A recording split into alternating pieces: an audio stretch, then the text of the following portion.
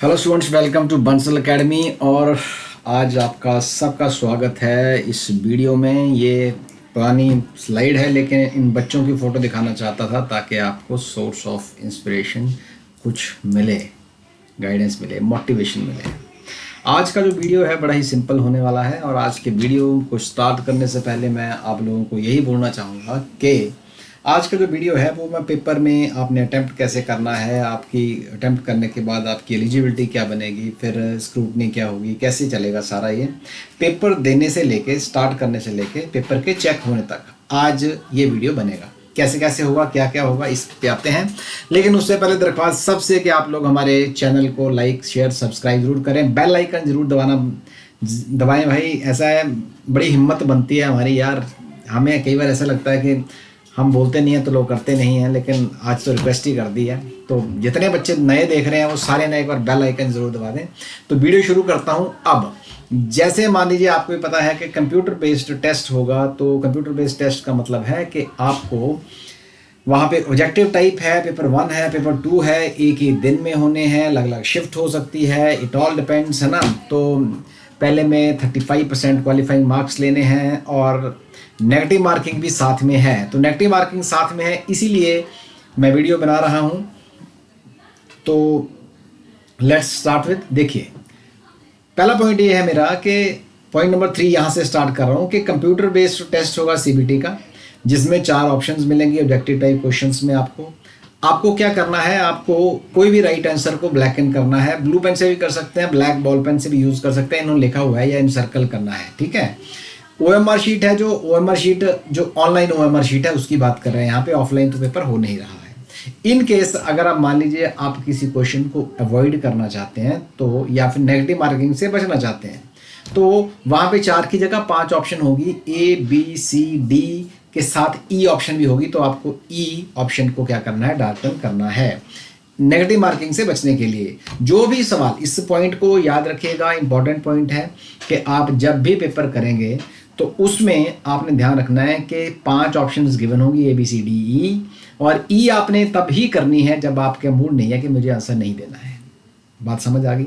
नहीं तो negative marking की पेनल्टी पड़ जाएगी आपको, ये बात हमेशा याद रखिएगा। जब आपने पूरा पेपर अटेम्प्ट कर लिया तो आपने क्या करना है, वहाँ पे my examination, my online review, वहाँ पे जाके पेपर अपलोड कर देना है। आप लोग समझ गए अब आपने क्या काम करना है। अब अपलोड करने के बाद जैसे ही आप पेपर देके हटते हैं तो वहाँ पे ऑप्शन आ जाती है 5 डेज़ के अंदर अंदर आपने कोई भी, अगर मान लीजिए जब पेपर एग्ज़ाम दिया आपको लगा कि नहीं भाई इसका आंसर ये होना चाहिए था, या फिर ये क्वेश्चन गलत था, या ये आउट ऑफ सिलेबस क्वेश्चन पूछा गया था, या ये इररेलेवेंट चीज़ थी, तो आप क्या करेंगे, ऑब्जेक्शन रेज कर सकते हैं विद द सपोर्टिंग रेफरेंस के साथ किसी पर्टिकुलर स्टैंडर्ड ऑथर की, प्लस आप रेफरेंस के साथ आपको हर क्वेश्चन पे 100 रुपया पेनल्टी देनी है। चाहे गलती उनकी है, पेनल्टी आपको देनी है, ठीक है। मैक्सिमम 500 रुपया भी जा सकती है, कैंडिडेट से चार्ज किया जा सकता है, सरकार है कुछ भी कर सकती है, ठीक है। फिर आप ऑनलाइन मोड के थ्रू इनको आप HPPSC की वेबसाइट पे अपलोड कर दीजिए सपोर्टिंग डॉक्यूमेंट के साथ। और कोई भी मोड अवेलेबल नहीं रहेगा, पहले बता रहा हूँ, आपको ऑनलाइन ही सपोर्टिंग डॉक्यूमेंट के साथ इनको अपलोड करना है अपने ऑब्जेक्शंस को, ठीक है। पर्सनली जाएंगे तब भी कुछ सुनेगा नहीं। और नेक्स्ट पॉइंट क्या है हमारा, अब देखिए नेक्स्ट पॉइंट है कि for each question, for each wrong which a wrong answer has been given by the candidate, 0.25 negative marking है, यानी कि 1/4 नेगेटिव मार्किंग होगी, मतलब मार्क्स डिडक्ट होंगे आपके। और मैं आपको एक हिदायत देना चाहूँगा यहाँ पे कि जब कभी भी किसी पेपर में नेगेटिव मार्किंग होती है तो वहाँ पे आपने कम क्वेश्चंस को अटैम्प्ट करना होता है, जितने आते हैं उतने ही करने हैं। 100 में से 50 आते हैं, 40 आते हैं, 40 करो, बट नेवर ये मत सोचो कि मैं ज़्यादा कर दूंगा तो ABBCCCD करके कुछ बन जाएगा। नो, कुछ नहीं बनेगा। पहले बता रहा हूँ, वो गलत फहमी है, वो कई बार ऐसा होता है कि आप नेगेटिव में चले जाते हैं। और हमेशा 0.25 marks, this is the most important thing. जरा सी भी लालच, जरा सी भी गलती आपको पीछे लेके जा सकती है। ये आप चांस आपके पास है। 2016 में आया था, आज 2023 है, पेपर 2024 में होगा। मौका हाथ से नहीं जाने देना है, बिल्कुल कठिन परिश्रम करना है। और अगर आप ऐसा कर सकते हैं तो बंसल एकेडमी की क्लासेस भी ज्वाइन कर लीजिए आप कोचिंग के लिए, बिल्कुल पक्की तैयारी गारंटी के साथ। नेट क्वालिफाइड फैकल्टी है, कंटेंट अच्छा, क्वेश्चन अच्छे। बेहतरीन तैयारी होगी आपकी। नेक्स्ट पॉइंट देखिए क्या है। अगर किसी ने बोला कि वहाँ पे एक से ज़्यादा आंसर कर दिए, मान लो किसी को लगा यार ऐसा है कि मैं ये तो 2 आंसर ठीक है, तो एक से ज़्यादा कर दिए अगर, तब भी उसको गलत माना जाएगा। उस केस में भी आपको 1/4 नेगेटिव मार्किंग का गुस्सा जो झेलना पड़ेगा, वहाँ पे भी आपके मार्क्स कटेंगे। बड़ा अजीब सी बात है ये, आपको ऐसा करना पड़ेगा।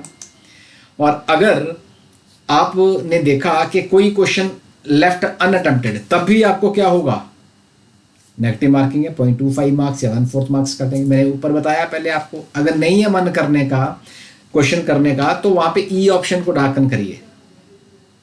अब नेक्स्ट देखिए, यहां पे इन्होंने रेड कलर में मैंने लगाया है कि अगर 2 ऑप्शंस करेक्ट हैं तो आपको पता है कि दोनों ही करेक्ट हैं, तो आप एक को किसी को भी करेक्ट कर दें, उसको करेक्ट माना जाएगा।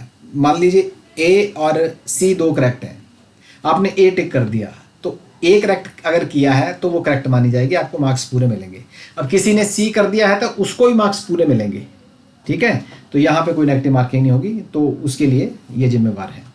नेक्स्ट हमारे पास ये है, अब इन्होंने बोला है कि ऑब्जेक्शंस के ऊपर बात की है 4th पॉइंट में। ऑब्जेक्शंस देखिए आए हैं तो उनको वेरीफाई कौन कर सकता है, जो सब्जेक्ट एक्सपर्ट है या पेपर सेटर है उसके पास जाएगा, वो जाके डॉक्यूमेंट जो सपोर्टिंग डॉक्यूमेंट्स हैं उनको देखेगा। सपोर्टिंग डॉक्यूमेंट देखने के बाद वो क्या करेंगे, सबके ऑब्जेक्शंस लेके विदिन 5 डेज सबकी क्वेरीज को रिजॉल्व करने के बाद वो एक फाइनल आंसर की निकालेंगे, जो कि वेबसाइट की, कमीशन की वेबसाइट के ऊपर लगाई जाएगी।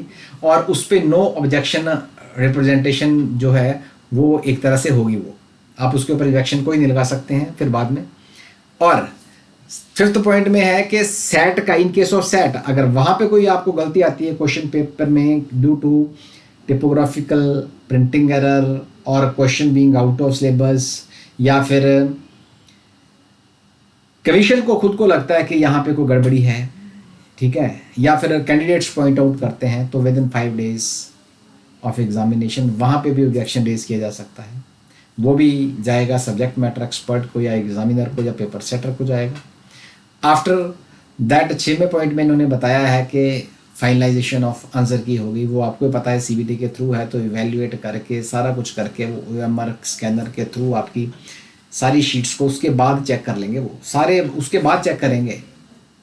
और चेक करने के बाद फिर वो क्या करेंगे, एक लिस्ट प्रिपेयर करेंगे कैंडिडेट्स की जिन्होंने पेपर 2 पास किया होगा, zone wise, category wise, zone of consideration जो भी उनका है, तो उसके अकॉर्डिंगली करने के बाद वो फिर, अब उसके बाद क्या करते हैं, ये तो हो गया सारा काम, मतलब फाइनल यहाँ तक पहुँच गए हैं वो कि सीबीटी अब चेक कर लिया आप लोगों की। अब उसके बाद जिन लोगों की आगे मान लो मेरिट में, एक तरह से जितनी जॉब्स हैं, मान लो 50 हैं तो 50 लोग आ गए, फिर उनकी एलिजिबिलिटी चेक द्वारा फिर की जाएगी, कंट्रोलर ऑफ एग्जामिनेशन द्वारा, रजिस्ट्रार द्वारा, ये सब लोग फिर चेक करेंगे।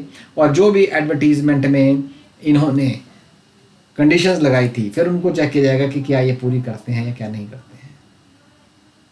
फिर उसके बाद बताया जाएगा कि फलाना कैंडिडेट है जो क्या है, डिक्लेयर्ड क्वालिफाइड। तो ये सीक्रेसी सेल से ब्रांच में भी जाता है, जो कंसर्न ब्रांच है, वहाँ से एप्लीकेशन घूमते घूमते सेक्रेटरी या कंट्रोलर ऑफ एग्जामिनेशन, जो भी मतलब परसुअल इनका तरीका है ताकि एलिजिबिलिटी के बारे में बताएं। स्क्रूटनी होने के बाद एप्लीकेशन आपको बता ही दिया कि कैटेगराइज वाइज, पोस्ट वाइज, ये रिज़ल्ट जब आ ही गया है, एलिजिबिलिटी चेक कर ली है, तो कुछ बचता नहीं है। बाकी पॉइंट्स मैंने पहले ही डिस्कस किए थे कि अगर कोई कैंडिडेट से रिजेक्ट होता है तो वो वेबसाइट पे भी डालते हैं, ईमेल पे भी डालते हैं, उनको बताते हैं, बाकायदा पोस्ट नहीं करते हैं, बताते हैं कि किस कारण रिजेक्शन हुई है, 10 डेज़ का टाइम देते हैं उसको, और उसमें संडे और हॉलीडेज सबमिट करने के लिए प्रेजेंटेशन अपनी। और उसके बाद ये लोग फिर क्या करते हैं, फिर 10 डेज़ के बाद वो देखते हैं कि एलिजिबल है या नहीं है, सपोर्टिंग डॉक्यूमेंट मंगवा लेते हैं, वहाँ पे पर्सनली विजिट कर सकते हैं आप जाके, फिर रिकॉर्ड के साथ वेरीफाई करने के लिए। जब एक बार इन्होंने डिसीजन ले लिया कि आप एलिजिबल हैं, तो फिर आपको पता है कि उसके बाद ज्वाइनिंग लेटर और ये वाली चीज़ें हैं जो रहती हैं। तो we wish all the best. ये वीडियो यहीं तक था हमारा।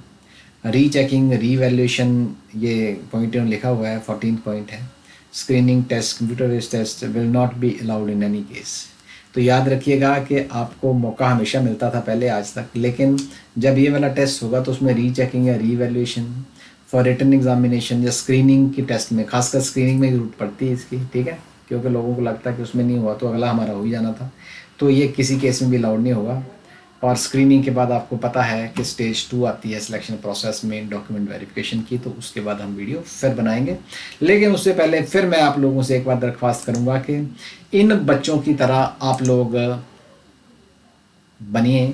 और अगर आपने कोचिंग ज्वाइन करनी है तो बंसल अकेडमी के ऑनलाइन लाइव क्लासेस हैं, रिकॉर्डेड क्लासेस मिलेंगी आपको, कंटेंट, टेस्ट सीरीज़, नोट्स सब कुछ अवेलेबल रहेगा। इन नंबर पे कॉल करिए और हमारी टेक ऐप को आप इंस्टॉल कर सकते हैं प्रैक्टिस टेस्ट के लिए, फ्री में है वो। सितंबर 27 से दिसंबर 31 तक हमने डाले हैं। प्रीवियस ईयर पेपर को डाउनलोड कर सकते हैं, ये iOS, एंड्रॉयड और विंडोज़ तीनों पे अवेलेबल है। So we wish you all the best. लेकिन जाते जाते फिर एक बार रिक्वेस्ट करूँगा कि भाइयों, वो जो यूट्यूब चैनल वाला बटन है ना, उसको ज़रूर दबाना भाई, बड़ा ही हौसला बढ़ता है यार। मतलब मज़ा आता है जब आप लोग करते हैं ना ऐसा, तो feel pumped. Thank you very much.